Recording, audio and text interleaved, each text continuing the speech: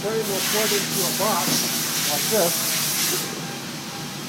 and it will fit together and lock into one place. That creates your frame. Then a bolt will go in to tie this all together. Very sturdy, very solid way to produce things. Most of the tool rooms around the country appreciate this because you really can't shake it loose. It's very solid. All the way to take care of it.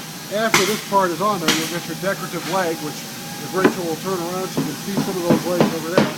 Then we'll get bolted on the bottom of it.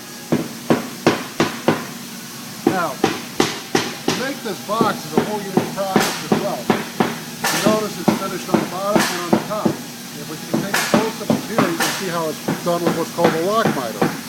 Lock miter boxes are very, very strong, very durable. 250 pounds up against it, it's not going anywhere. And the process to make that happen,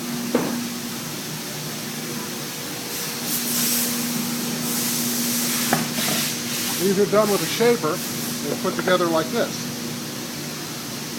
Of course, we'll use glue to lock these things together, and that'll make the shape of the leg. Once that's done, it's pretty much permanent. You can see some of the legs have just been recently glued up, and again, that's how that looks apart. It just fits together like a jigsaw puzzle. After that part is done, we hold it.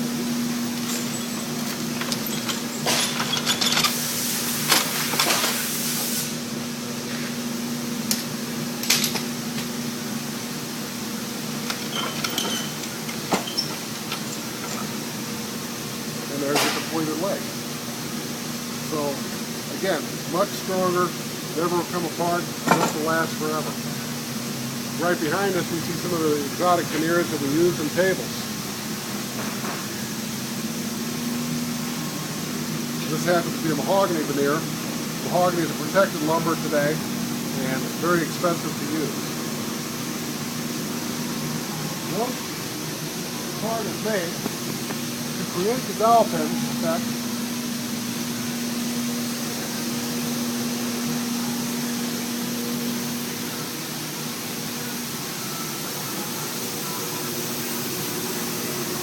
on this machine. Now this is the oldest machine in the building. It is close to 100 years old and was made specifically for the business of dowel pinning product. Basically what happens is the machine goes on, you hit a treadle,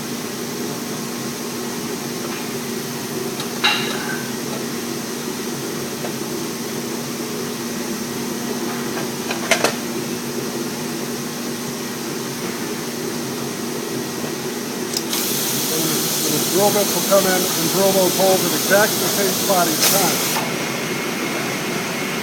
This machine has gone through many different incarnations. Originally it was foot powered, then it went to steam powered. Now it is totally pneumatic. And each time we rebuild this machine, it gets a little bit more updated. But again, the company that built this went out of business in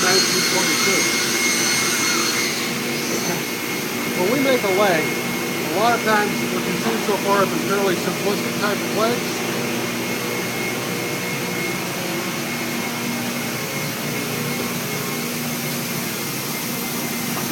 This has over 80 feet of lumber in this leg alone. It starts off blocked like this. All this lumber there's been seesaw to the bottom of it is to create a set that looks just like this. So after I cut this, bandsaw it, that's the look it'll have. It comes a long way.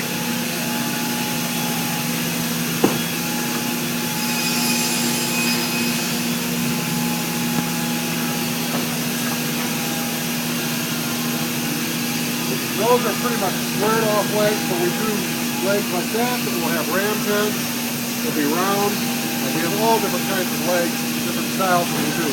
Over 100 different to choose from. All of them start off again a blocking process.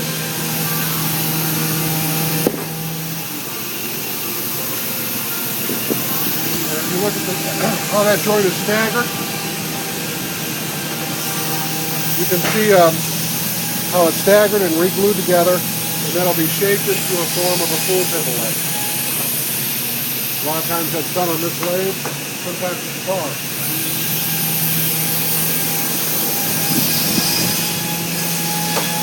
Here we see a pool table being assembled and put into the router track.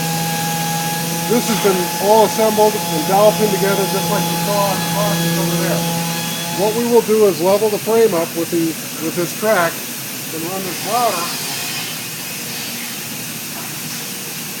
over the entire surface. And this will mill everything on the table within a 64th of an inch. That way when the slate sits down on this frame, it's perfectly flat, which is exactly what you want to have. Again, more tables getting ready to pack, get shipped out. Now what Cody is doing here is he's hand sanding.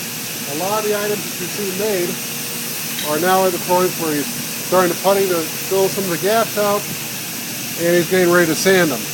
He will do it first with an air sander, like what you see here. And then he'll go back over that with a block sander and sand it by hand.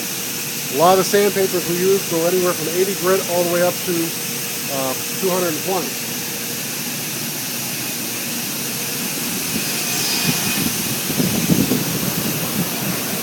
Once everything is sanded, you just move on to get back to the finish department. And here you can see the rail sections being finished. That's done in basically cedar. That's a red cedar lumber. It's made for a rustic look. Smells good too. And once they have finished it, they will apply one coat of finish, one coat of sealer, then rub between each coat, and they will, at that point, apply another coat. They'll do that 4 more times until they come to the end finish. And by the time it's done, it's silky smooth. And that's exactly, again, what you want. High gloss, low gloss, doesn't matter, it has to be smooth. More legs that we produce, everything from a Queen Anne style to ball and claw. This is an old English style that we do for traditional. This is for a chain of pool rooms around the country called Dave & Buster's. And here we've inlaid plexiglass and white plexiglass and go over it and sand it until it's, again, where that shines off just like it is there. All these tables are mahogany, very nicely built. Here, you can see an antique being originally stored. And again, this table is close to, it was built in 1880, so it's right at 130 years old. Again, the inlay is preserved, we put the finish on, and that's done by spraying the items in the room with sprayer. These acrylic lacquers, they go up and down, that feeds it back into an exhaust pile, comes back as clean air when it comes back out. Antique restorations are a lot of work. There's a lot of veneer involved with it, a lot of hand detail. That particular one, this table we've already got well over 400 hours. So,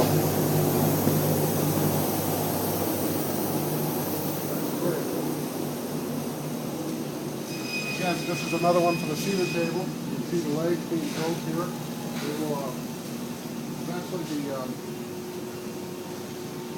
attached to the table.